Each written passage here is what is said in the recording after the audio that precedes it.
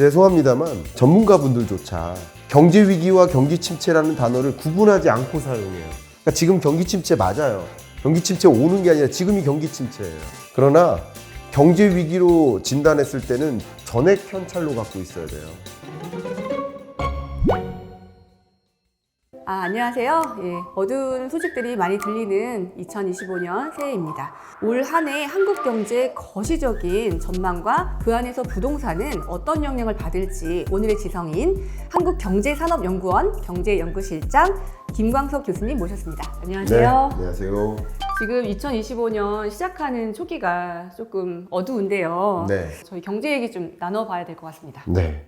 일단 한국 경제의 흐름 자체가 2023년, 4년 그리고 올해 5년까지 저성장 국면에 진입해 있다 이렇게 이해하시면 도움이 될 것 같습니다. 코로나19의 충격, 또 러시아 우크라이나 전쟁의 충격, 그로 인해 인플레이션의 충격이 왔고 인플레이션에 대응하기 위해서 고금리를 도입했습니다. 이런 여러 가지 큰 충격들을 경험하면서 이제 한국 경제의 성장세가 더 주춤해졌다. 이렇게 평가하면 좋겠고요.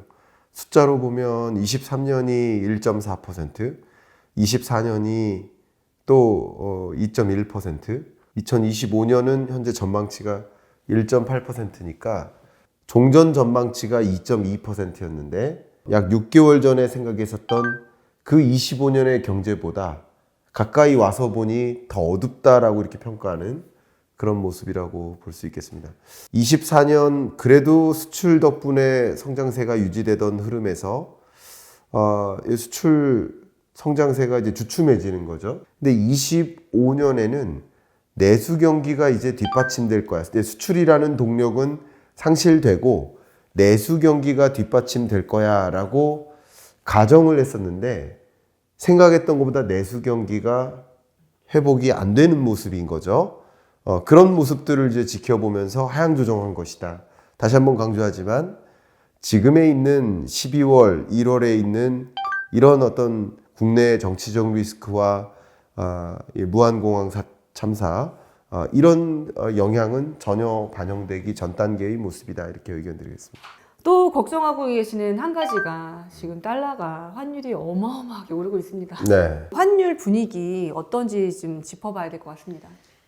일단 역사상 1,400원대의 환율을 기록했었던 것이 IMF 외환위기 때와 글로벌 금융위기 때, 그리고 근래는 2022년 들어서 이제 레고랜드 사태와 비상계엄 선언 그 당일 그렇게 기록을 했었고 1,400 후반대, 그러니까 1,450원 이상을 돌파했었던 그 기간만 나열하면 정확히 IMF 외환위기, 글로벌 금융위기, 그리고 바로 지금입니다.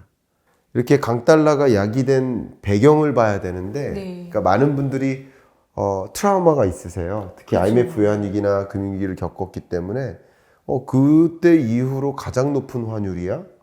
그럼 지금 곧 경제위기 오는 거 아니야?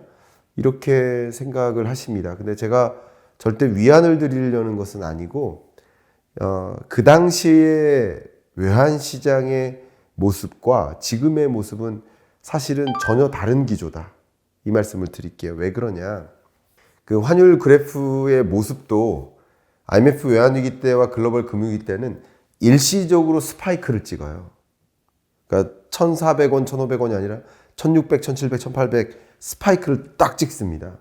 그러니까 이런 모습은 마치 외환위기 디폴트 선언 혹은 러시아가 우크라이나 침공했을 때 전쟁 터졌을 때 이런 일들이 비슷한 거예요. 그런 일들이 나면 굉장한 공포감을 느끼고 러시아 루블화를 내던지죠. 전쟁인데 루블화를 왜 갖고 있어요?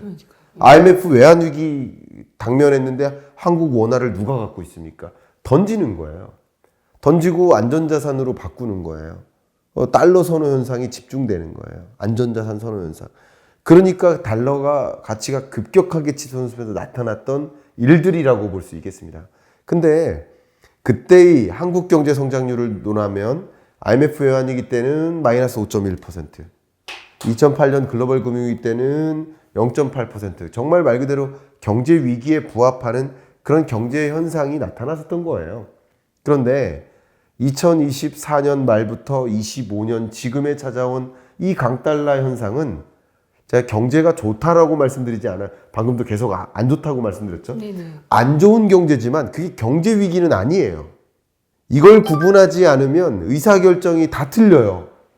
정말 많은 사람들이, 이건 죄송합니다만 정말 많은 전문가분들조차 경제 위기와 경기 침체라는 단어를 구분하지 않고 사용해요.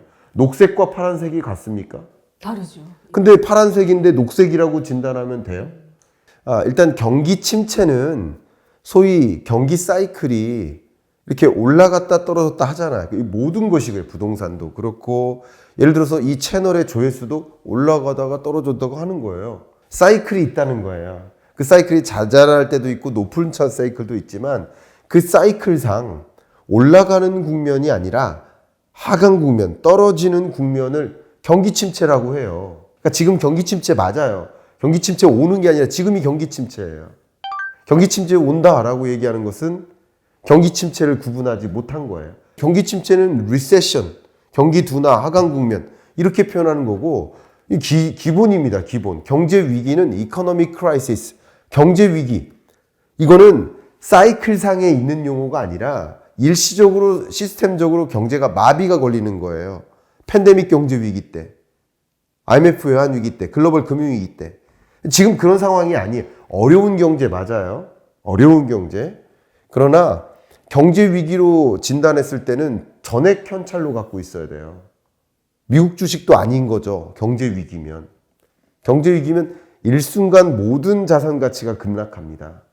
그러니까 전혀 다른 현상이죠. 근데 경제 위기로 가정하지 않는다면 폭락할 것이다라는 주장은 상당 부분 약해집니다. 그러니까 지금은 일종의 조정되는 국면이고 관망세인 것이지 폭락하는 장세는 아니잖아요. 그죠? 그걸 구분 내리셔야 됩니다. 그래서 경제 위기가 아니라 경기 둔화, 경기 침체, 저성장 고착화 이렇게 보시면 좋겠고요. 지금의 강달러는 왜 왔느냐? 첫 번째는 미국 경제가 너무 견조해요. 맞아요. 이걸 미국 예외주의라고 합니다. 맞습니다. 예외라는 표현을 왜 쓸까요? 혼자 잘 나가니까. 그렇지. 미국 빼고 나머지는 저성장이 맞습니다. 고착화되는데 미국만 3%대로 달려갑니다. 그러니까 이게 미국 예외주의예요. 달려가는 이유는 또 미국으로 돈이 쏠려서 그래요. 자, 그런데 미국 경제는 견조한데 한국 경제는 계속 예상했던 것보다 안 좋고 예상했던 것보다 안 좋고 펀더멘털이 안 좋은 거예요. 이거 한 가지. 두 번째는 여기에 11월에 트럼프 당선이 있었죠. 맞습니다. 그럼 트럼프가 이렇게 드라이브를 걸겠네. 맞습니다. 뭐 관세부터 시작해서 뭐 군사 문제도 시작해서 저희가 자국민 보호를 많이 하는 정책을 피기 때문에 저희가 트라우마가 있죠. 네, 그거 외에도 뭐 예를 들어 국채를 많이 발행하겠네. 그럼 국채 금리가 치솟겠네. 이런 것들이 결과적으로 강달러를 야기했었던 원인이에요. 두 번째. 세 번째는 정치적 리스크죠.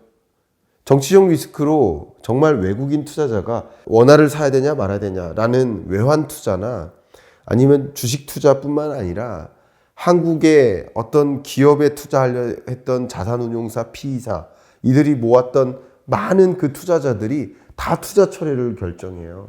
이런 현상들이 결국은 한국 경제에 대한 부정적인 정치적 리스크에 대한 불안, 이걸 원화를 내던지게 만든 거예요. 이게 세 번째 요인입니다. 네 번째 요인은 여기에 한 가지 더. 미국은 금리 인하 중단설까지 나오고 금리 인하 천천히 할 것처럼 이야기가 지금 정리됐어요.